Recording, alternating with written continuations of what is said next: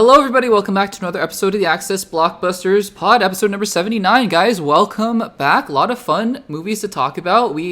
It's a big movie week. Actually, we have, I don't know what they're calling it. It's not Barbenheimer. Is it? I've seen Stitch Possible. I've seen a lot of other things. Mission Impossible, The Final Reckoning, and LILO and Stitch. Got to see both of them. Going to talk about them in this not video, podcast. Well, it is a video because that's a good segue, actually, unintentionally. If you are watching this on YouTube, thank you so much for joining us on the Access Blockbusters YouTube channel. Make sure to subscribe, give this video a like, and also I want to start putting this out there earlier on in the podcast. If you're interested, because I know that this podcast comes out a little bit later on YouTube, but if you're interested in hearing the entire podcast as soon as you can, because I know I post segments, individual segments later on and throughout the week. If you're interested in just hearing everything all at once, everything everywhere all at once, the audio feed of the podcast comes out on Saturday mornings, in the United States at least, and the entire podcast is there. So if you're listening or watching on YouTube, thank you so much. Make sure to subscribe, give this video a like, and let me know in the comments what you think about the podcast. But also, the audio-only platform is available on Saturday mornings, 8 a.m. Pacific, 10 a.m. Central, 11 a.m. Eastern, usually. Although I might be switching it up a little bit early, we'll see. But it's available on Overcast, Google, Apple Podcasts, and Spotify. I always mix those up, so make sure to check it out there. Leave a rating if you are interested. And guys, let's get into this week's topics. Alrighty, guys, let's talk about the second to last episode of this season of The Last of Us. This is going to be a full spoiler discussion for season 2, episode 6 of The Last of Us. So if you have not seen the episode, then I would recommend just saving this video or segment or wherever you're listening to the podcast. Just save it to watch later. If you're listening to the entire podcast and you haven't seen the episode, just skip around a little bit, as we are going to be discussing the episode in full spoiler detail. You have been warned. Let's get into this episode, guys. And I'm not going to bury the lead. I talked about it in my immediate reaction, but I thought this was up there with some of the best episodes of this show thus far. This show's only had about 15 episodes or so, but it was really one of the best. And this show has been able to put out some of the best episodes of television that I've seen in a long, long time. Now, what I'm going to do in this spoiler discussion is a little bit different than the past few spoiler discussions for this season and for the other shows that I've been talking about recently. I have been using the model of doing a kind of mini play-by-play as I go through my notes here, and I'm still going to reference my notes. I took the same kind of notes that I always do for this episode, but I really want to treat this more. If you watch my YouTube channel or you listen to the podcast, you'll know for movies and generally from new movies and non-spoiler and spoiler reviews for those, I'm not as play-by-play for those. Generally, I like to give my overall thoughts and talk about different aspects of the movie as they're relevant to my overall thoughts. And I thought I'd try that here instead of doing a full play-by-play, although again, I will be looking at my notes and referencing them as we go along. And the reason I say that is because I think that this episode, I have some more overarching thoughts about this episode than I do for other ones. Other ones, I'm like, yeah, I have one general takeaway or a couple things that stood out to me, but I want to kind of dive deep into all the nitty-gritty minutia. This episode I do, because I think there's so much nuance here and so much beautiful acting and brilliant storytelling done here. But I think overall it's interesting because, like I said in my immediate reaction, this is a brilliant episode that I think is in the wrong place. And what I mean by that, let's dive into that a little bit, because this episode is a flashback episode with Joel. We start out actually with, this is a flashback episode between Joel and Ellie, but we start out with a flashback of Joel himself as a young kid. And it's an amazing line where you have this conflicted relationship because it looks like Joel's dad was not the greatest guy. But he says something to Joel that sticks through the rest of the episode. He says, when you have a kid someday, if you have a kid someday, just try to do a little bit better. And it's an interesting thought, right? It's kind of that idea of parenting, generational parenting of you just want to kind of try to do a little bit better each time and learn from the mistakes and move on. And that's something that Joel takes with him throughout this episode. And so it's, we go through the different years. I think there's the year after Ellie was rescued from the Fireflies facility in Salt Lake City. And then there's the year after that, and I think 2 years later, and then we jump to present day, or we jump to right before Joel dies, which is heartbreaking. And it gives so much context to that, right? And I think all of it was amazing. We'll talk a little bit about each segment. I think all of it was just amazing. The last little bit, I love when shows are able to do this, where they're able to recontextualize scenes that came before them, or even movies, right, with mysteries and whodunits and whatnot. They're able to really paint a better picture of what came before. I love how I had thought that scene, that Ellie had left Joel with this huge sense of regret of ignoring him basically on New Year's, and turning her back on him after he had stepped in between her and Seth. And that you had thought that and assumed that was their last interaction, right? The fact of the matter is that what they do here is they show that she came back to the porch, and they talked about, because what was revealed in the last episode is that she knew what happened in Salt Lake City. And there was a small possibility in my mind that she was bluffing, but I thought that the more likely scenario was that she knew. And sure enough, this episode at the very end reveals that she comes back, and Joel and Ellie have one of the most heartbreaking conversations I have seen ever. I think Pedro Pascal in this episode because you know what? When actors cry, and this may seem like a tangent, but I just wanted to say this because I want to give flowers to Pedro Pascal here, because he just broke my heart. I was crying. I was in tears because of Pedro Pascal. He is a phenomenal actor. And I was going back to my earlier point, when actors cry in scenes, some of them can do a really good job. I think some of them, are capable of really being true to life, right? When they cry in scenes. I think some have, most actors have this way of crying where it feels just like, oh, I'm crying for camera. And that's not a bad thing. If it conveys the emotion that you're trying to get after, then I think that's okay, right? Because it's conveying that sadness more so than trying to, be true to life. When Pedro started to tear up, and the tears just kept coming, and you could tell he was trying to fight through it, but then he broke down. It was so raw and so real in a way that I have rarely seen from actors these days, even in the best movies, that it really hit me in a way that most other performances haven't been able to. And again, we talked a lot about for I guess it's been 4 years now. That's amazing. It's incredible. WandaVision, right? That line of what is grief if not love persevering. I think I wrote it down. I wrote down the line here that Joel says here, where because I love you in a way that you'll never understand. And that is, I think, the up there with the what is grief and all those lines in these shows, because I love you in a way that you'll never understand. Is just you heard it in my voice. I read the line out loud again, and I just was speechless because it's so true. I mean, Joel gave up the world. Who knows how many people he killed, Gail's husband being one of them, because Ellie didn't die and produce a cure. And by the way, who knows if the cure would have worked, right? We don't know that. And I'm sure that, that's not what Joel is thinking about, but who also cannot relate to the fact, and especially if you have kids, I know, I'm sure that if you have kids, then it's even more resonant. Who would not give up the world for people they love? Literally give up the world. That is a truth that is hard, but it is so real.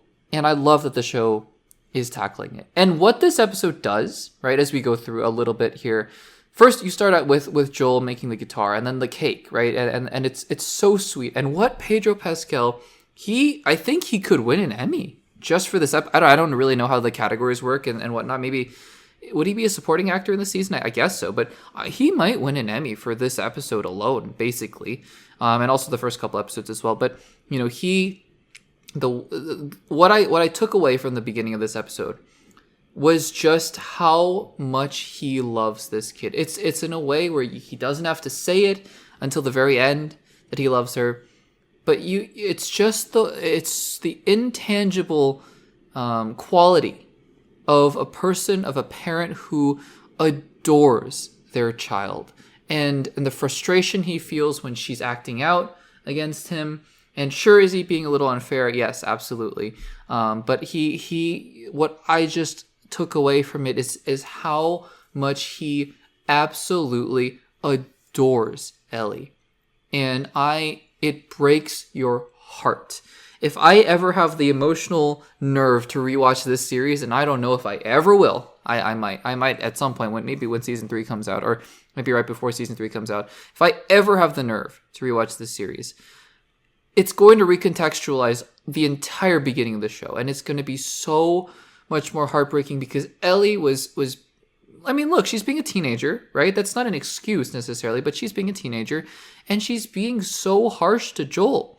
And Joel he's just trying. And again, part of it is just Ellie growing up and Joel needing to accept that, right? You know, that scene where she's caught getting a tattoo and hanging out. I think that's just, I don't know if that's a character we've seen before in the show, the other girl who's giving her a tattoo. But, you know, it's just Ellie exploring growing up, but also Joel realizing and trying to grapple with that. But Ellie then also acting out. And it's just all these things that are just so true to life. And, you know, the one thing that we'll wrap up this spoiler discussion with, that I was asking myself, that confused me a little bit. But the more I think about this, the more that I find it to be resonant, is the fact that Joel lied to Ellie about killing Gail's husband.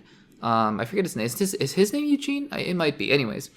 Because I don't, and maybe, you know, maybe my part of the confusion for me, or part of the question for me, was wondering why he had to lie in the first place, because it felt like such a stupid decision for him to lie. I get it that he thought that that Gail's husband was a threat at some point and he had to be taken out. I get that. But he had to have known how furious Ellie would have been. And so on that level, actually, that didn't take me out of the episode, but it had me questioning the entire rest of the episode. I'm like, Joel, you're not, I don't know. I mean, you're not an idiot, right? Because you had to have known that this was going to ruin your relationship with Ellie when she realized that you lied. And not only he lied, but to Gail's face in front of Ellie, he lied. And I don't quite get that. Maybe that feels like a little bit of a stretch. I know the reason they did that, obviously. The reason they did that was to get to the end where she's like, I saw the look in your eyes when you told me that you were gonna save him. And it's the same look that he gave her at the end of season 1 when he promised that, you know, his story that he made up was true. And I get that. And I think that what this shows, right, is that Joel is not a perfect character. Of course he's not a perfect character. Duh. I mean, he killed a bunch of people in season 1 and season 2. But, you know, it's complicated because he's such a loving father and he wants to do right by Ellie, but he has these violent tendencies as well. And now Ellie, you know, obviously Ellie's not his biological kid, but she also has these violent tendencies that are going to come out probably in the finale. And so that leads me, I should have said, this is going to be my final point in the spoiler discussion. That leads me to the fact that while I love this episode, we haven't seen Abby for 4 episodes of this show.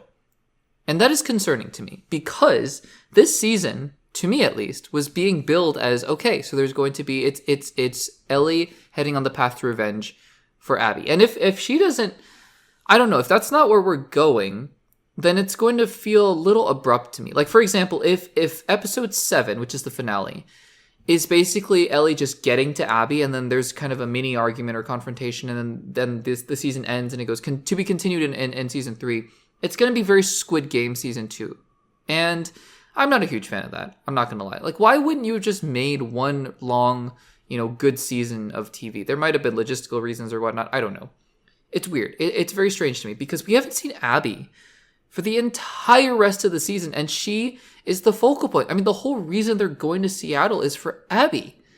And I love all this character development. But this episode, to me, given everything that's happened before this, does not feel like a penultimate episode. It feels like a midway point episode of a season.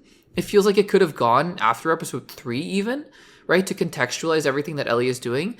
But the fact that this is coming before the finale, when basically all that's happened in this season, and I'm simplifying, of course I'm simplifying, but is the fact that Ellie and Dina have gone to Seattle and run into some people, and now Jesse and Tommy are there. And the Scars and WLF are in a fight. Is basically all that's happened, generally speaking, plot-wise, right? I mean, of course, you know, Dina's child and the relationship between Dina and Ellie, all that stuff, of course. But I just feel like we're in a position now, and I've said this a lot for Marvel shows, I feel like, where the finale, in order to emotionally wrap up this particular season, is going to have to do some heavy lifting. And I don't even know if there's a scenario in which I come out of the finale, because even if the finale is great and it's amazing, we haven't seen Abby again for 4 episodes, and it just doesn't feel like there's a way in which you bring her back in this finale and make it, I don't know, all that resonant. I don't know. Maybe there is, and I'm hoping there is, but I'm worried because it feels like this season should have just been one long season instead of splitting it into seasons 2 and 3. I understand if there might have been logistical problems with, making a longer season of The Last of Us, but I'm still a little bit concerned about how the finale is going to go. So that's really all up in the air for next week, but we'll see what happens there. Guys, what did you think about season 2, episode 6 of The Last of Us? Also, if you stuck around, what did you think about this new format for spoiler discussions? I think it was a little more off the cuff and just talking about overarching points, but I still was referencing my notes here and there just to get my bearings. But let me know what you thought about it, and let me know what you thought about the episode in the comments down below. Alrighty, everybody, Snow White has come and gone, but there is another live-action Disney remake to talk about. Let's talk about the 2025 live-action remake of Lilo and Stitch. Now, this is going to be a non-spoiler review. I'm not going to do a spoiler review for this because I don't know if there's as much to talk about in spoilers as with other movies. Plus, this is based off of a beloved animated classic, so this is perhaps, I wouldn't say this is a spoiler, but I would assume it hews pretty closely to the original film just based on what I've seen. And so, again, this is going to be a non-spoiler review, but I'm going to talk about things that I like, things I didn't like in the movie, and all of that kind of stuff. So that is what this is going to be. But guys, Lilo and Stitch is a movie that, honestly, to me, when I was looking up and doing my rankings for most anticipated movies of 2025 and thinking about movies that I'm very much anticipating and looking forward to, Lilo and Stitch was definitely on the list of movies that I wanted to see in 2025. But it wasn't really close to the top of, I'm so excited for Lilo and Stitch. And part of that is because I have not seen the original animated movie in a long, long, long time, if not ever. I'm sure I've seen it at some point as a child, but it's really been forever since I've seen the movie. And I have no recollection of the story or what I thought about it or anything like that. But, with Lilo and Stitch, they're so iconic in the pop culture zeitgeist, especially Stitch.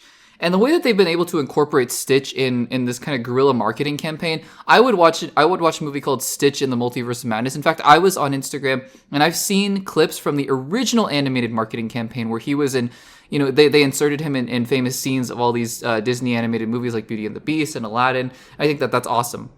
And I've seen that they've been doing things like that this year with the Super Bowl. They had a really fun Super Bowl commercial where Stitch was on the field and he was running around being chased by the refs. And that's awesome. I love that kind of stuff. And I would love to see, honestly, a separate movie, if they wanted to do it, where Stitch just goes around Disney IP, kind of like Wreck-It Ralph style. This is all just a complete aside. But let's talk about the movie Lilo and Stitch, the 2025 live action version. And again, I have the background of not having seen the original, if ever, for a very long time. So I just went into it thinking, I think Stitch is adorable. He's a little rascal. And let's see what we got. And guys, this is what I love about being surprised. Lilo and Stitch might be my favorite movie of 2025 thus far. Now, I haven't seen every single movie that's come out. I've seen almost every single big release. I haven't seen Sinners yet. I am planning on it as soon as it leaves theaters because that doesn't seem like a movie I personally would want to watch in theaters. It seems a little too scary for me. That being said, I've seen most of the major movies in theaters, and Lilo and Stitch, guys, I genuinely mean this. This movie might be my favorite movie of 2025. We talked about a Minecraft movie a few weeks ago, and the only reason I bring it up is because these are both movies designed, quote unquote, for kids. If you're going to advertise it, it's in the kids demographic of movies, if you will. And I think that, it's a contrast. It's a huge contrast as to what each movie is aiming for and what each movie is able to deliver, because I obviously am not a kid anymore. But, comparing those two movies together, it's an exercise in thinking about a Minecraft movie is so uninterested in appealing to adults, and it's fine. It is what it is. It's just going to entertain kids for an hour and a half. But Lilo and Stitch, I know, again, we have to have this discussion every single time I talk about a live action remake, because yes, you're adapting really beloved animated movies, and the conversation of how good can it really be, or how much worse rather could it really be based on a classic. But then again, I thought about it, and I liked the live action Lion King. I didn't love it particularly, and it's based on one of the best live action or best animated Disney movies ever made. And there are films like Jungle Book, which I love, and Aladdin, which I love, that I feel like elevated the material to a different level for me personally, right? I know different people have different thoughts on this. And I'm happy to say, I think Lilo and Stitch joins the ranks of those top tier live action remakes. I think that it's so impressive what they're able to do with especially the young girl who plays Lilo. I don't know her name, but I'm just so impressed because yes, she's young. She's really young, right? And so you just can't expect her to carry the weight of the emotional weight of the movie, but she kind of does. I mean, a lot of credit goes to the young actress as well who's playing her sister, Nani. She does a fantastic job. In fact, I think more of the emotional quote unquote adult themes, and by adult themes I just mean, there's some things in the movie about family and about losing your job and losing your home and even death a little bit. And I think that, those things have to be carried by the older sister, but the little sister has to carry the weight of needing a friend, right? And she does a great job. Not to mention, I don't know how they filmed this. Maybe they had an animatronic. They might have. But I have to imagine that it's so difficult. Maybe it's easier for kids, I don't know, to pretend that you're talking to a fake animal. But, I would imagine that there were some scenes where she just had to act to nothing. And it's just so impressive what she was able to do. I was continually amazed by the realness that I felt with the characters of Lilo and Stitch. Speaking of Stitch, he's just, he is causing mayhem and mischief everywhere, and you just feel the character's emotions, especially the older sister, where you're like, oh my gosh, can you please just not do that anymore? But he's so adorable, and he learns and he grows, and that the characters have growth in this movie. There are some really fun scenes as well in there. You get to explore Hawaii a little bit. I don't know what to say. I don't remember the original animated film, like I said, but so, again, we have to have the discussion of, well, if it just copied the original animated film, then obviously it's going to be good. Okay, maybe, but I still think you have to execute on that premise. And there's just this warmth in this movie. There's this heart. There's the idea of, family. And I know that that's what the original animated movie was about. I remember that. Ohana means family. I of course remember that. But it's just a joy to come out of the theater. And I felt a similar way about Paddington in Peru, and honestly a little bit less so. And I happen to think that this movie might be my favorite movie of the year thus far. It's crazy to think that heading into the year, but I just love being surprised in this way. And I think that the emotions were there, the laughs were there. There are some genuinely funny scenes in this movie. And again, I'm saying this as someone who's not a kid, because I know there were scenes where kids laughed and I was like, oh yeah, that's a joke aimed specifically for kids. But it just hit me in all the right ways, and I'm very, very glad that I went out to see this movie on opening weekend. Guys, have you seen the live-action Lilo and Stitch movie? Again, if you asked me before 2025, I don't know what I would have thought about this movie. I probably would have said, yeah, it's probably going to be a cute little movie, but I don't know if I would have said anything more. I would have expected anything more. And here we are, and I loved it. So guys, this is a wholehearted recommendation for Lilo and Stitch. Go out and see it, and let me know what you thought about it in the comments down below. Alrighty guys, The Last of Us Season 2 is still underway, and it is about to wrap up in just a little bit with the finale to Season 2. So obviously, let's talk about Season 4 of The Last of Us. No, seriously, let's talk about Season 4 of The Last of Us. So, The Last of Us Season 2 is based off of the video game The Last of Us Part 2. Just like how The Last of Us Season 1 was based off of the first game, The Last of Us. And now Season 2 is underway, and we have the adaptation of the second game, except the second season is not adapting the entire second game. It turns out, and this was reported a while ago, well before the season came out, well before even trailers were coming out for Season 2, that The Last of Us Season 2 was going to adapt the first half of the game being The Last of Us Part 2, and that if everything went to plan, Season 3 would be adapting the second half. So The Last of Us Seasons 2 and 3 would be encompassing all of The Last of Us Part 2. But then recently, Craig Mazin, who is the showrunner for The Last of Us and The Last of Us Season 2, has actually come out and said, no, not so fast. It's not that Season 3 or The Last of Us Part 2 is going to be split into Seasons 2 and 3, but actually, you're going to need a Season 4 to wrap up the entire story. So this is the full quote, and I have some thoughts about this. I think there are some good things here, and then there's something that I'm a little bit nervous about. We'll get to that in just a second. So this is the full quote here from Craig Mazin about Season 4 of The Last of Us. He says, quote, again, talking about Season 4 and the context of Season 3 and Season 2 anyways. Quote, yeah, and it would take forever. There are natural perforations in the narrative where you can go, okay, let's tear it here. I think there's a decent chance that Season 3 will be longer than Season 2, just because the manner of that narrative and the opportunities it affords us are a little different. The thing about Joel's death, spoilers, sorry, for Season 2, but that was a few weeks ago, is that it's so impactful. It's such a narrative nuclear bomb that it's hard to wander away from it. we can't really take a break and move off to the side and do a Bill and Frank story. I'm not sure that will necessarily be true for season 3. I think we'll have a little more room in there, but certainly there's no way to complete the narrative in the 3rd season. Hopefully we'll earn our keep enough to come back and finish it in a 4th. That's the most likely outcome.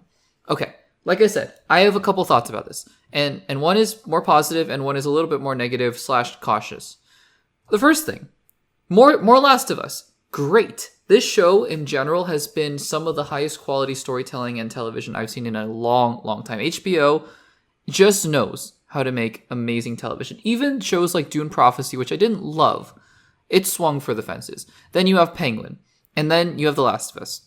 And it's just been hit after hit after hit, and it's just a masterclass in telling complicated stories with nuanced characters and really diving into trauma and grief and love and loss and things like that.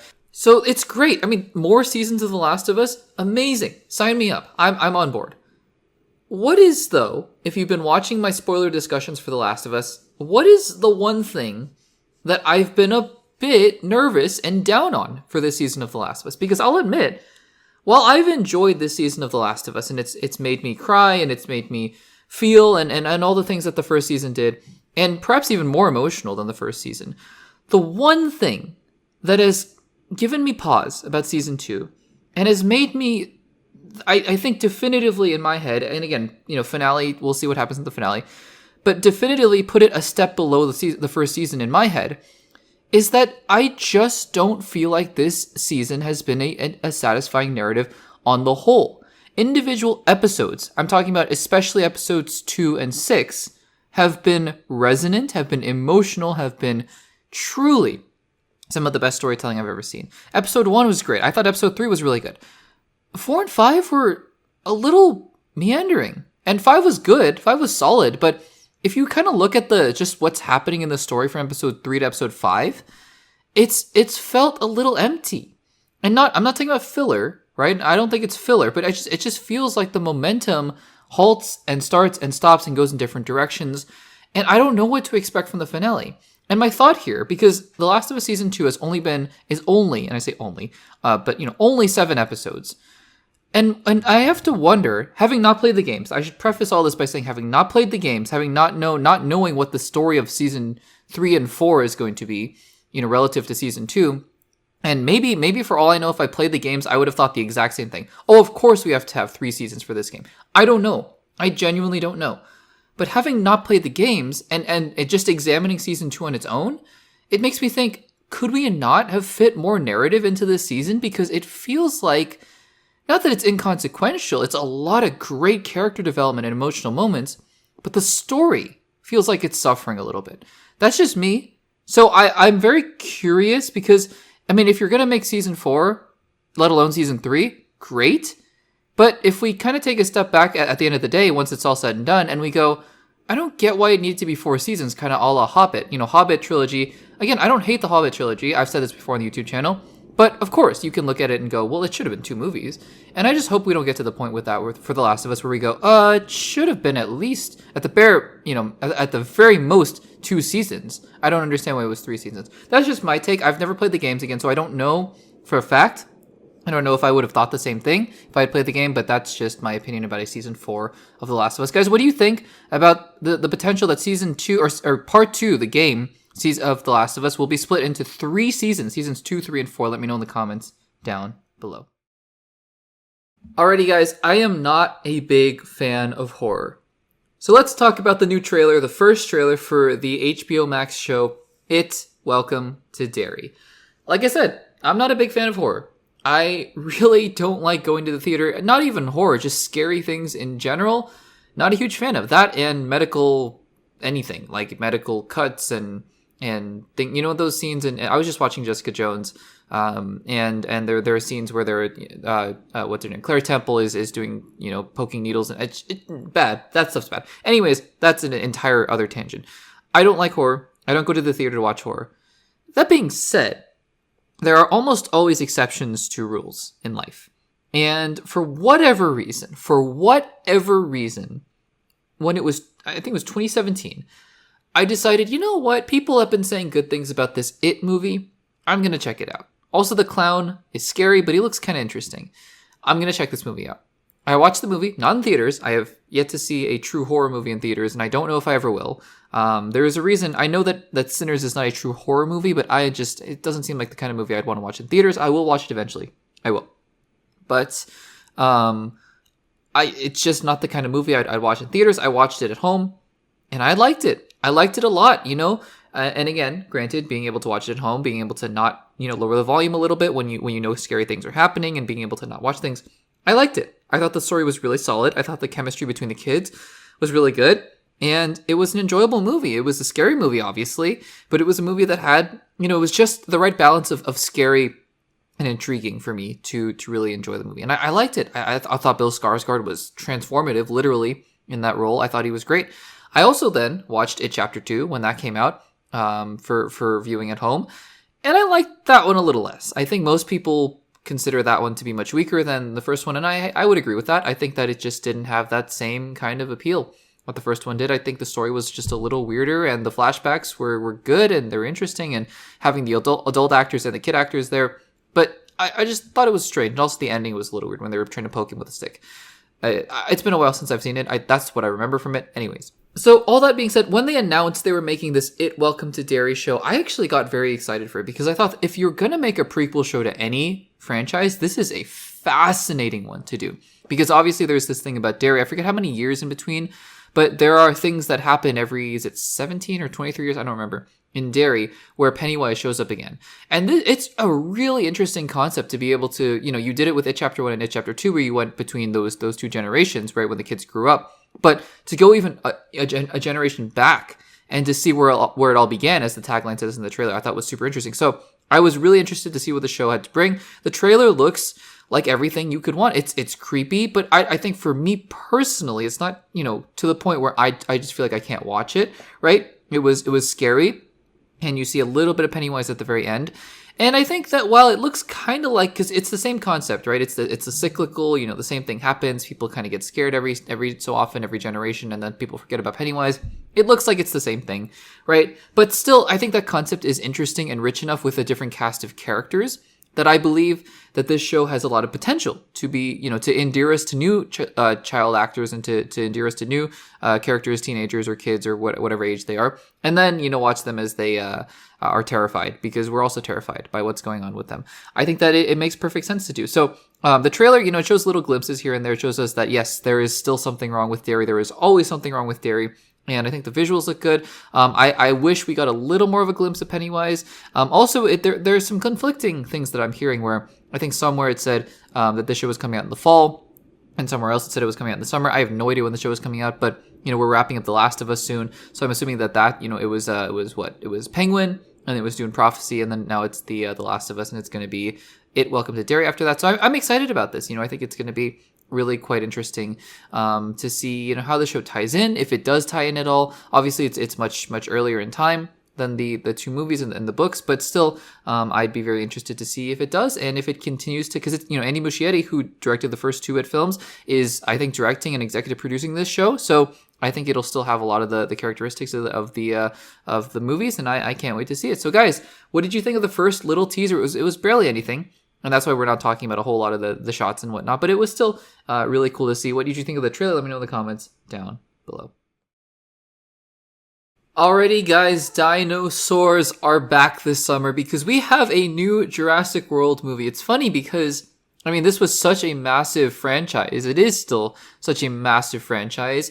And yet, and this is all anecdotal, of course, but I was talking to some of my friends the other day and just thinking about, there's another Jurassic World movie coming out, Jurassic Park movie. Are you interested? And the responses I got were just completely blank stares. They had no idea another Jurassic Park movie was even remotely possible, remotely coming. And lo and behold, it's almost here. It's actually a couple months away. And so we have ourselves a new trailer for Jurassic World Rebirth, the somewhat proto reboot sequel to the franchise that just won't quit, just like the dinosaurs. And so now we have a new trailer. Let's talk about it. So the first trailer, by the way, really quickly, I enjoyed. I thought, look, this franchise, I know we obviously want to have as high of a standard as possible for our franchises and for our movies and whatnot, But relatively speaking, with the concept as interesting and fresh as Jurassic World, Jurassic Park, I mean, it's a relatively low bar to clear just because of the way that modern technology has taken the franchise and been able to realize these dinosaurs in a way that are so realistic looking, and the action is great. And I didn't love the second two Jurassic World movies, Dominion and what was it called? Dominion and Fallen Kingdom. I really didn't love them. But the moments where I was engaged, I remember this being in the theaters, were the action sequences with the dinosaurs. And it's just a low bar to clear. I think that you can make a really entertaining movie with these dinosaurs, and it's going to be fun. It's going to be really enjoyable, right? So I think that, again, just injecting new energy into this franchise, not having Chris Pratt, not to say that Chris Pratt was the problem, just having a breath of fresh air now with Mahershala Ali and Scarlett Johansson is always a good thing. And I thought the first trailer was a good example of this. I thought the first trailer had really good action sequences, it had good stakes, the music was fun, the actors looked like they were having a good time, and it looked like it had a semblance of a story. So I watched the second trailer, and I have nothing from this trailer to deter me from any of those insights. I think that I really like, actually, I think that the horror kind of aspects, because again, I'm not a big horror fan. So it's more not horror, but suspense, right? One of the best things about the original Jurassic Park, which, again, I say this franchise has a low bar to clear to be entertaining, but it still has a really high bar to be great, because the standard has been set with the original Jurassic Park film. And one of the great things about the original Jurassic Park film is that, yes, of course, the action and the tension and the dinosaurs, but the story and the characters were great, right? You remember Dr. Grant and Ellie, Dr. Ellie Sattler, and all the kids. And you remember Ian Malcolm and the dinosaurs, the DNA. It was really good, really well executed. And the Jurassic World movies, the story was less so. And so I like how this trailer is really leaning into the whole aspect of we need to get this DNA as a cure. I think that's interesting, right? It serves a very simple, like the idea of we need to go on the island. So very simple concept of why they're there, but still a very effective one. If there are stakes of their actions are not just, oh, we need to survive the island. It's we have a job to do on this island. On top of that, I think that the like I said, the tension with the opening action sequence or the opening sequence in the trailer with the person being locked behind the glass door is great. I think that's so tense, and I love the way it's shot. I love that the dinosaurs are being treated more as the monstrous characters, and not dinosaurs are cool, but they are also monstrous. And I think that scene later on with the T-Rex wading into the water and flipping over that little paddle boat was also equally as terrifying, and I thought that was executed super well in addition to that. So I really like that. This is more of a meta note, what I'm about to say, but I thought that the trailer itself, as a trailer, because I do believe trailers themselves are art forms and they should be treated like, their own little mini movies, right? They're trying to pitch you on what the movie's going to be and encapsulating it in music and story and writing and whatnot. And I thought that this trailer, as a trailer, was odd because it almost felt like two separate trailers smushed together. The first half with the more horror aspects and the dinosaurs showing up and whatnot, and then the second half being the more action oriented, like let's get this DNA. I'm not new to this kind of deal with Scarlett Johansson's character. Not a bad thing. Just it was an interesting thing to watch. It felt like I was watching two separate trailers there. But overall, look, I mean, good action, looks like a good story, great actors. That's the most exciting thing to me, is having these actors really seem like Mahershala Ali and Scarlett Johansson, two of the best actors working today, look like they're having a great time. Jonathan Bailey as well from Wicked. It looks like he's having a great time. And I just think that this movie has the potential. Never, ever doubt a Jurassic World movie, especially when, it looks like the movie's going to be pretty good. Never, ever doubt it at the box office or wherever the case may be. Critically, it is what it is. But I think people are going to go out to see this in droves. And I think that's very exciting. So guys, what do you think of the first trailer, or not the first trailer, the second trailer for Jurassic World Rebirth? Let me know in the comments down below. Alrighty guys, if you have been following this channel for a little bit, one of the biggest changes that have gone on in the world of the shows and movies that we follow, specifically the MCU over the past few years, has been their strategy of TV. In fact, this channel, the Access Blockbusters YouTube channel, has gone all the way back, and we're not that old, relatively speaking, I'd like to think, but still almost exactly 5 years old. And I remember covering every single episode of WandaVision as it came out, the very first MCU Disney Plus show. About 4.5 years later, we are in this position now where the MCU has changed, right? The MCU has taken a bit of a decline going forward. And look, I will say, and you can go watch my rewatch videos where I rewatched every single project in Phase 4, And the more I look back on it, the more I think Phase 4 was really not the problem with the MCU. It was emblematic of some of the problems that were beginning to burgeon as the MCU grew and grew. But I don't think Phase 4 was as bad as people remember. In fact, I think almost all of 2021 was still pretty much up to caliber with the MCU. Black Widow was fine. Shang-Chi was great. I liked Eternals, even though vast majority of people didn't really love Eternals. I think everyone loved Spider-Man No Way Home. And for the shows, WandaVision was great. Falcon and Winter Soldier, I didn't love as much. Loki, people liked a little bit more than me, but I still enjoyed it for what it was. And Hawkeye, I actually really enjoyed, right? So I think that, the shows, right? The shows in quality were maybe not the problem. But I think even though those shows were good, one of the big problems that had begun to emerge at that point was the fact that people now not only had to spend their money and time going to the theaters to watch most MCU entries to keep up. That had been a refrain even when the MCU was at its peak, right? People were like, do I really need to watch Thor Ragnarok and Black Panther and Spider-Man Homecoming to watch Infinity War? And the answer was not really, but it's almost like skipping maybe the 16th, 17th, and 18th episode of a sitcom and then jumping to the 22nd episode, which is the finale, and being like, I'll just get there, Like, you wouldn't be the most confused. You could pick it up from there, but it's still, I think worth investing your time to watch those other episodes so you're following along. That's just my personal opinion. But basically, having all of these Avengers, right? Having the TV shows basically interchangeable in terms of MCU's story with the movies, I think was a problem. Because people didn't have time to watch Falcon and Winter Soldier leading into Captain America Brave New World. People didn't really watch WandaVision. A lot of people did, relatively speaking. But still, there were a lot of people who didn't watch WandaVision going into Doctor Strange 2 and were very confused as to what was going on. I think that when Loki shows up in Avengers Doomsday, they're going to have a lot of explaining to do as to why he's there. Or else risk alienating a large part of the audience. So the MCU TV strategy has been changing. And now, with the success of Daredevil Born Again, I think that the MCU is finally realizing that it needs to go in a separate direction, because now Brad Winterbaum, who is the head of Marvel's television, has admitted as such and said that the MCU television shows will no longer headline marquee Avengers. Vision Quest will be the last series in the MCU for a long while that will feature a marquee MCU character. So this is what he had to say in doing an article with The Hollywood Reporter. First of all, he said, and I'm paraphrasing here, but the success of Daredevil Born Again gave MCU Brain Trust the confidence to go forward and make annualized shows with second seasons and third seasons in mind, as long as those shows are successful, and perhaps releasing one or two new live-action series a year with those annualized shows. So Daredevil Born Again looks like it's going to be continuing for a good long while, which is exciting. And then speaking to the strategy moving forward, this is what Winterbaum had to say. Quote, producing shows with marquee names, it made it really challenging to produce second seasons. The margins on TV are smaller. Looking into the future, does it mean that we won't have big Avengers names? No. They may not be the titular character of the show, but they can still make appearances. You should be able to watch these shows on their own without knowing the overall MCU story, but if it's not connected, it's severing what makes the MCU the MCU. Some people might have problems with that second part there, being like, why can't you just make standalone shows? And I get that. I totally get that. And I think that there are plenty of ways in which the MCU can make standalone projects that don't need to connect to the wider universe in a larger, grander sense. I think even, for the most part, Agatha All Along was an example of this. Daredevil Born Again, maybe, right? Although a lot of things were happening in parallel with New York and in Thunderbolts and Daredevil Born Again that I don't know, maybe.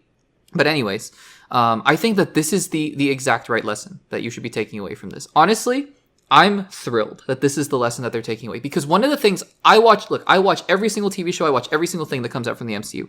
I'm one of those people who, when Wanda shows up in Doctor Strange 2, I'm like, I know exactly where she is emotionally, mentally, like, let's go. Let's go. Most people aren't, right? Most people aren't, and that's okay. That's totally okay. I've been saying for a long time, how are people going to know where Sam Wilson has been between Falcon and the Winter Soldier, or between Avengers Endgame and Captain America Brave New World, if they haven't seen Falcon and the Winter Soldier? I still think that it was a relatively smooth transition, because maybe you watch Endgame and he gets handed the shield and you're like, okay, he's Captain America now, maybe, but still, I think it's a challenge, right? And so moving forward, I think if the lesson is we still need to connect it to the MCU in a certain sense. Because I agree. I think that if you're just going to start breaking canon and just making your own thing, just make the multiverse stories. You don't need them to be a part of the MCU. So, loosely connect them to the MCU. Like, make sure people know that they're in the same world. That's fine and all, right? If Kamala Khan shows up in Daredevil Born Again Season 2, I wouldn't be opposed to that, as long as it fits the story, right? If you can take away one thing from my least favorite episode of Daredevil Born Again Season 1 with the Kamala Khan, Mr. Khan episode, that's great. But you don't need Daredevil Born Again to be required viewing for the MCU moving forward. I think we talked about this a few weeks ago with Kevin Feige and his new strategy for the MCU. So I think this is a great thing, and I think it would be awesome. You know, like once in a while in a they were thinking about Nova, and they were thinking about Strange Academy or whatever, and once in a while Doctor Strange shows up in Strange Academy. That's great. And Nova, maybe Star-Lord shows up for a little while. You know, I think that would be really, really fun. So I'm excited to see what goes on here, and I think that this is a really good lesson to be taking away from the last few years of the MCU in television. Guys, what do you think about Brad Winterbaum's comments that moving forward, we won't have any MCU television shows with the marquee Avengers? They're going to be saved for the movies, but doesn't mean that they're not connected to the MCU. In general, let me know in the comments down below. Alrighty, let's talk about the start of the summer blockbuster season. It is time, because yes, Thunderbolts has come out, but honestly, that was early May. Let's talk about the real start of blockbuster season, Mission Impossible: The Final Reckoning. This is the 8th. It's crazy. I was thinking about that. The 8th Mission Impossible film, and potentially the final one. Tom Cruise has been alluding to the fact that this is going to be his last one, at least. Who knows if the franchise itself continues on, although at this point, they're so synonymous, Tom Cruise and Mission Impossible, that it's hard to see the franchise continuing without him. Regardless, this is the 8th Mission Impossible film, The Final Reckoning. This is going to be a non-spoiler and spoiler review, so if you have not seen the film, no worries at all. Feel free to stick around on the channel wherever you're listening, the podcast, the audio feed, the YouTube video, wherever. And then I will clearly delineate when the spoiler section begins, and then you can choose to skip around if you have not seen the film yet, or choose to stick around if you don't care about the spoilers. But I will be very clear about it, so no worries if you have not seen the film. No spoilers in this first section. Let's talk about Mission Impossible: The Final Reckoning.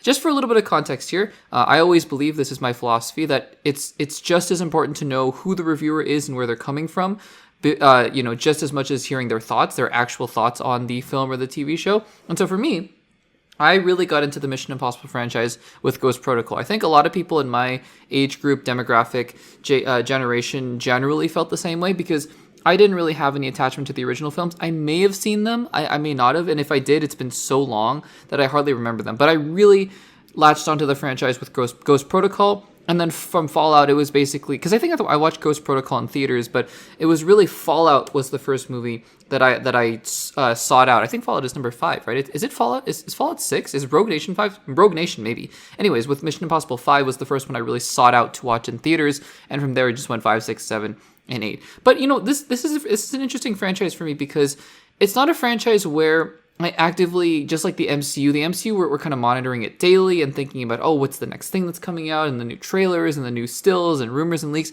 Mission Impossible is not like that, right? You watch a Mission Impossible film in theaters, at least I do, and then you kind of just don't think about it. Not because the films aren't good, but because it was just such an enjoyable experience in the theaters, then you just kind of move on, and that's that.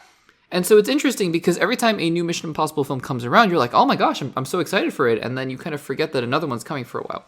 That's not the case with this one, because in 2023, Mission Impossible: Dead Reckoning Part 1, which was the original title, I guess it's just now called Mission Impossible: Dead Reckoning. But Mission Impossible: Dead Reckoning Part 1 was perhaps, I will say, it was my favorite theater experience that year. It was one of my favorite theater experiences of all time, and it might have been my favorite movie of that year. If not, it was definitely up there. That was the Barbenheimer year, and I do love Barbie and Oppenheimer. But Mission Impossible: Dead Reckoning Part 1 was it was fantastic. I loved it. There's something about just sitting in that theater. I still vividly, viscerally remember that feeling where I was sitting in the theater, and you get to the part where, you know, the title sequence comes up and the Mission Impossible theme starts playing, and my body was I was locked in. The whole movie I was locked in, and I was tense, and I was on the edge of my seat all the way up until the end with the trains, the falling train cars.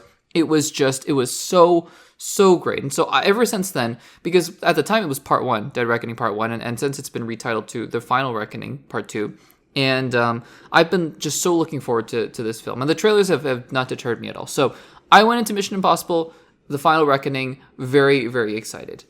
And I have to say, again, no spoilers, I was disappointed by Mission Impossible: The Final Reckoning. Now, do I think this is a bad movie?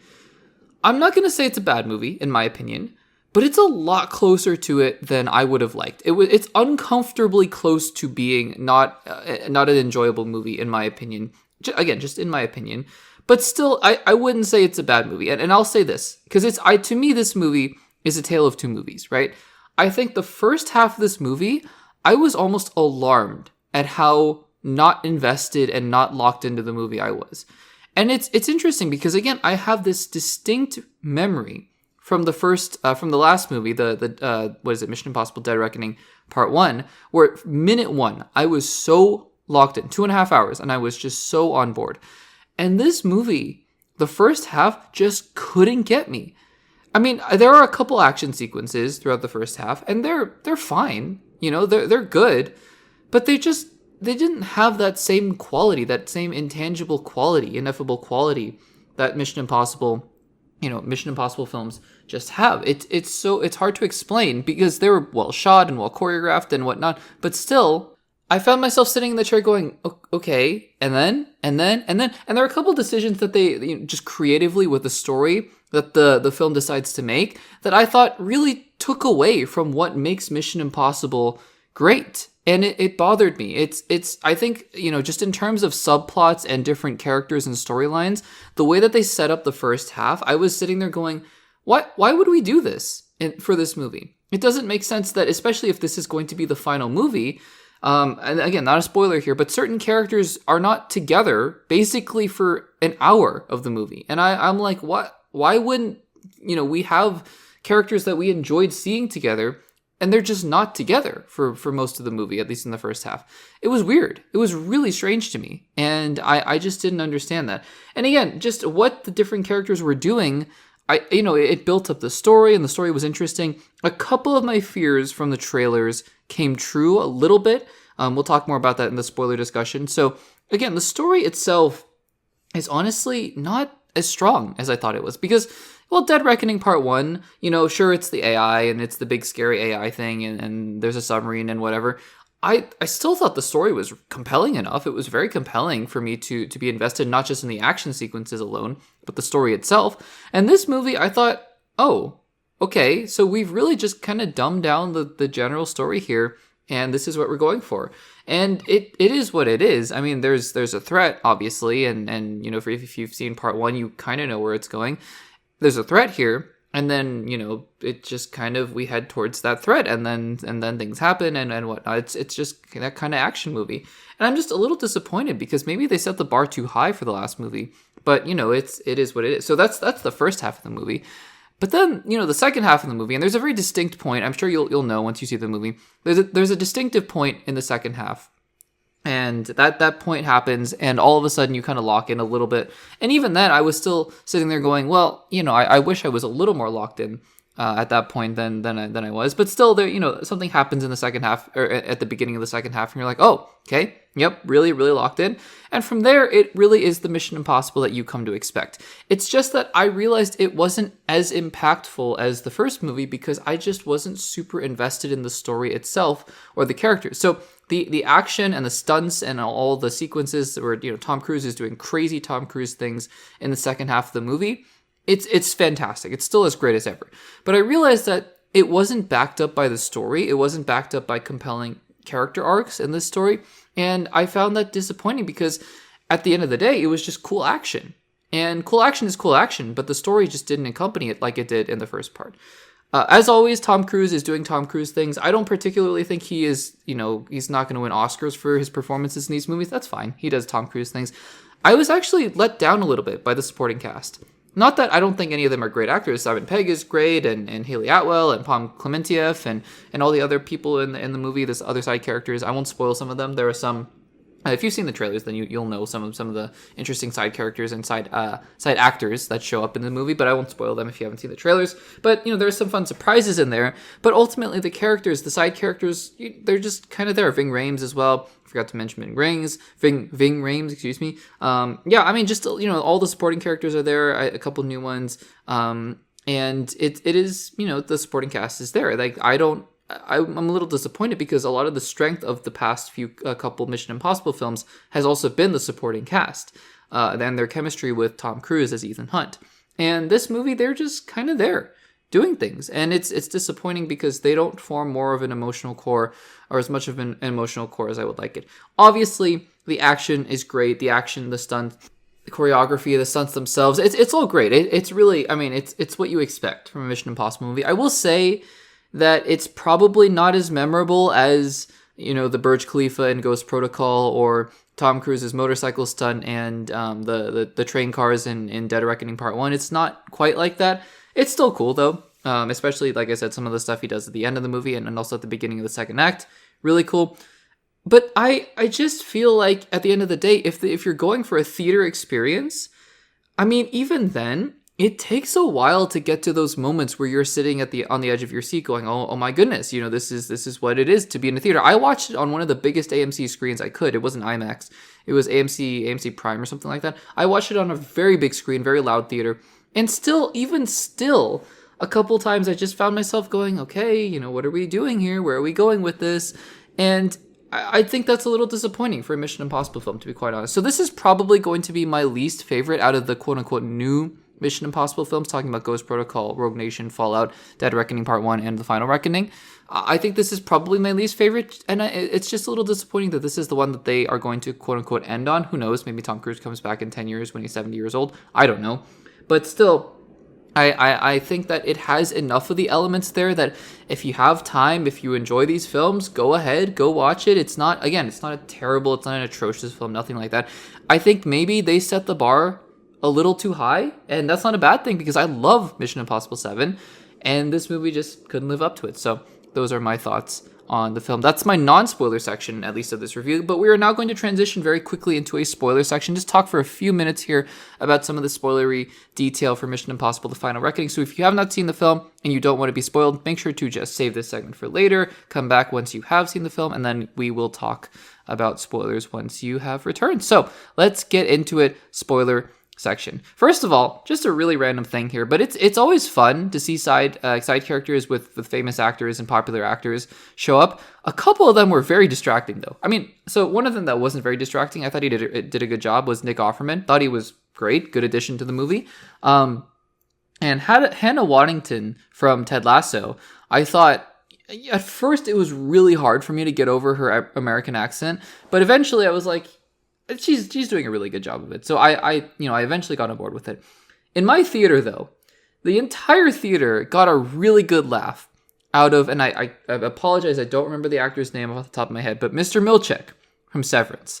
And it's funny because they wrote the character not in the same way as Milchick, but the intonations were the exact same. The fact that he was calling Ethan Mr. the entire time, it just gave such Milchick vibes. And every time he said anything, I just was completely taken out of the movie. It was bizarre. So anyways, that was just what I wanted to start off the spoiler section with. Yeah, I mean, look, I just found myself to be not as interested or invested in the first half of the movie. I mean, sure, Luther dies, and it's sad, but he dies so quickly, like it's in the first 20 minutes, and there's just no real build up to it. And then from there, I thought this was one of the biggest mistakes in the movie. They split up Ethan from everybody else, and what everybody else is doing is they're just hanging out in the snow, and not only are they hanging out in the snow, but then even those characters are split up, and that's just Grace, Haley Atwell, just hanging out in the snow by herself with the code guy and his wife.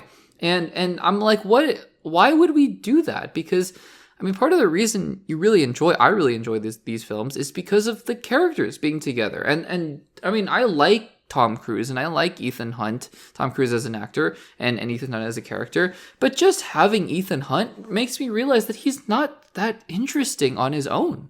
It's really the team around him. So the first half, I just really wasn't invested. And even the beginning of that submarine action sequence, it was good. I mean, obviously it's crazy, and I'm sure he did a lot of that, for real, and obviously safely, but still for real and whatnot. And that's crazy and all that.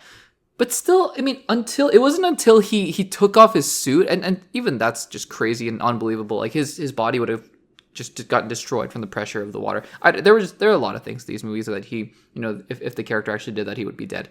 But when he took off his suit, that was when I was like, oh my gosh, like that's Mission Impossible. That's crazy, and that's really when I locked into the movie. The rest of the action sequence, it was good and all, but I think that was the moment when I really locked in. And from there, I mean, it's the craziness that you expect if using the bomb and the 100 milliseconds to take out the flash drive and Tom Cruise jumping from plane to plane. That stuff was really cool. But like I said, I just wasn't as invested in it, so it was just really cool to see on a big screen versus Dead Reckoning Part 1, where I was so locked into getting the key and the train sequences and the motorcycle chase and everything like that. I have to go rewatch Dead Reckoning Part 1 because I really love that movie. And I think I saw it a couple times that summer. I can't remember another theater experience sans maybe Marvel and, Infinity War Endgame, No Way Home, where I just had such a visceral experience in a theater. And this movie just kind of floated by and then it was over and I was like, cool.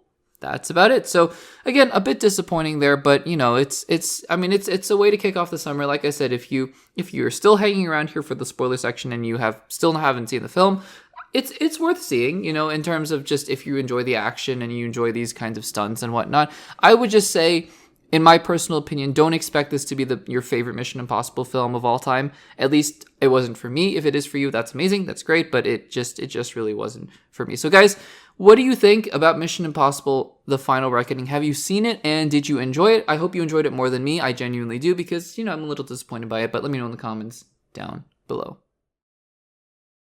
Alrighty guys, we have some big shifts in the MCU's slate moving forward because both of their next two biggest films, no disrespect to Fantastic Four First Steps, which I am very excited about, but the two real big films that the MCU has, really what they're resting on in terms of getting fans back on board with the MCU full time, Avengers Doomsday and Avengers Secret Wars have both been delayed by about 7 months. And I'm here to tell you, just in my personal opinion, why I think this is a good thing. Actually, a really good thing. But let's get into the news first before we dive into any of that. So, Avengers Doomsday and Avengers Secret Wars were both supposed to be slated for that marquee first week of May release date. Marvel has had that release date for a long, long time. In fact, I believe Iron Man 1 was released in that time window. And from there, what I remember, the first Avengers was released in that time window, the first week of May, I believe, in 2012. I think Iron Man 3 was as well. I could be wrong about that. But then you had, I think, not Winter Soldier. I think they skipped that in 2014. 2015, Age of Ultron was in that release date. 2017, Guardians of the Galaxy Volume 2. 2018 was Infinity War, which technically was the last week of April, but still. 2019, Endgame, same thing. And then obviously COVID happened in 2020. It was supposed to be Black Widow, but 2021 also kind of COVID. But 2022, Doctor Strange and the Multiverse of Madness. 2023 was Guardians of the Galaxy Volume 3, excuse me. So that May release date, May window, and now it's been Thunderbolts, which I think is great. I love Thunderbolts, is very important for Marvel. But they've moved those two Avengers films to December. Respectively, Avengers Doomsday is going to be coming out on December. I'm trying to find the exact date here, but in December of 2026, and Avengers Secret Wars is going to be coming out December 2027. And in between, so now this is the full picture of the MCU slate here, because it's interesting, right? Because Marvel had release dates for November 2026 and 2027, but obviously you're not going to release two MCU films a month apart. So those two November release dates are now gone.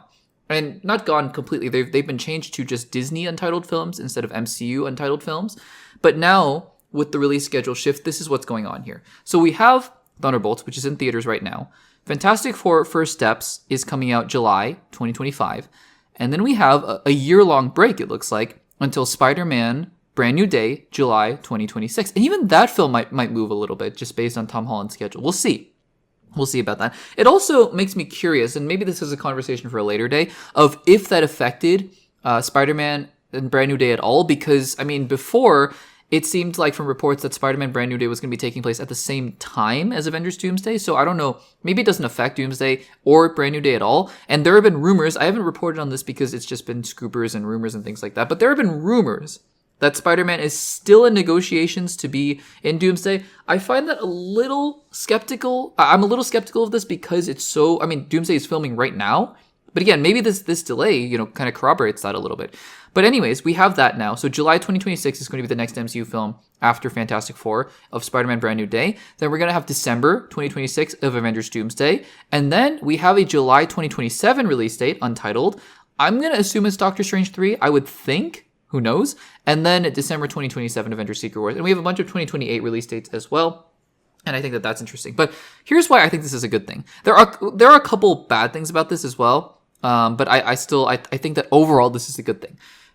I think really primarily the reason why is because this is a sign that Marvel understands. Kevin Feige understands these two films have to work. if Avengers Doomsday and Avengers Secret Wars, if the Avengers IP does not work anymore, Marvel is done. And I'm not saying done. Like they're not going to stop making movies and shows, but really that's a hurdle so gargantuan to overcome again. It's going to take a decade to get back to where they were, just baseline, right? Net zero. It's going to take them a decade to get back there. They know that Avengers Doomsday and Avengers Secret Wars have to work. They know they have to work. And the fact that they're going to take 7 months extra per film, I think is really good. I think it's a good sign. More time in this case is better. I think they know it. And again, release date delays cost the studio money, but they must know that that's going to pay off in the long run. Like putting more quality into the film, having more time for the VFX artists to put time into the film, more time to shoot, more time to re-edit and reshoot and things like that. It's a really good thing in my opinion. And perhaps this is a way to get Spider-Man into the films, right? If the schedule was too tight before, maybe Tom Holland can come in and do some reshoots or film on a green screen. I know that Benedict Cumberbatch did that for Infinity War. I believe he filmed a lot of his scenes separately just because of his schedule. That could be a possibility as well. So I think this is a really good thing. A couple of downsides to this that I wanted to talk about. And there are a couple other, I guess, before we get to the downsides, there are a couple other implications to this. Number one, Avengers Doomsday is now coming out on the same day as Dune Part 3, Dune Messiah. That's not happening. That would be crazy if that happens. Even if a film like Dune Messiah, I would imagine, has to move up a couple of weeks, it's not going to happen. They're not going to release on the same day.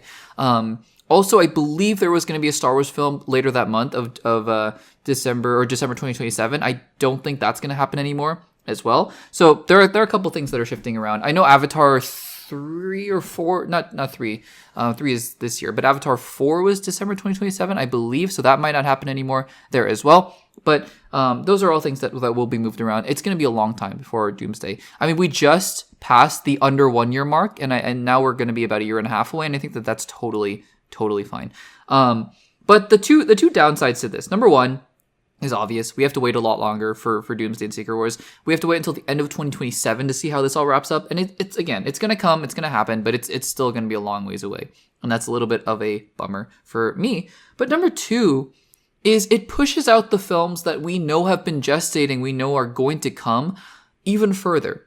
Guys, Shang-Chi 2 cannot come out earliest until 2028, and it better come out 2028.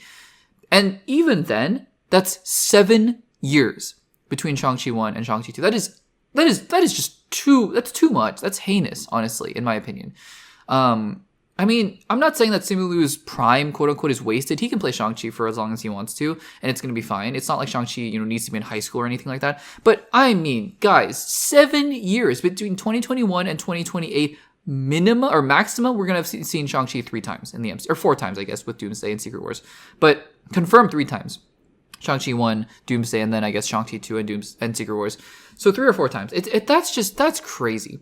On top of that, Black Panther 3, which I'm a little less worried about, to be quite honest, because I think Black Panther 3 is going to have a lot of shakeups based on what happens in Secret Wars. But Black Panther 3 is coming with Denzel Washington as well. 2028, the earliest. X-Men is also confirmed.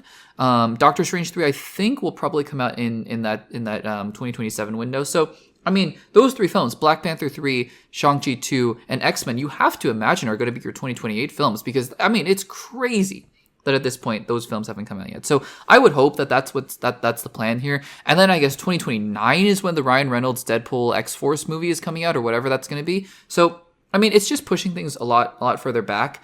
I think that's a little bit disappointing, but still, you have to be happy at the very least that you want quality product. Like, I would much rather have Shang-Chi 2 come out in 2028 and be really good than have everything be super rushed and have it come out in 2027, for example. So I think, on the whole, I find this to be a pretty positive thing. Although, like I said, there are a couple downsides in my opinion. Guys, what do you think of the news that Avengers Doomsday and Secret Wars have been delayed by 7 whole months each? Let me know in the comments down below. And everybody, that will do it for episode number 75, what am I saying? 79 of the Access Blockbusters YouTube channel. I don't want to shortchange myself 4 episodes. It's, guys, heading there. I keep saying it every week, but heading to 100 episodes. Thank you so much for always taking some time to listen. If you are still hanging around, thank you so much for joining us. And as always, if you want to subscribe to the Access Blockbusters YouTube channel, we are on our way 2,000 subscribers by the end of the year. That would be amazing. Guys, thank you so much for your continued support. Make sure to check us out on the audio-only platform, Spotify, Apple Podcasts, and Overcast as well. Thank you so much for listening. It is a it's a joy. It's a privilege. I don't take this for granted. I am so thankful, guys. Thank you so much for listening, and I will see you guys in the next one.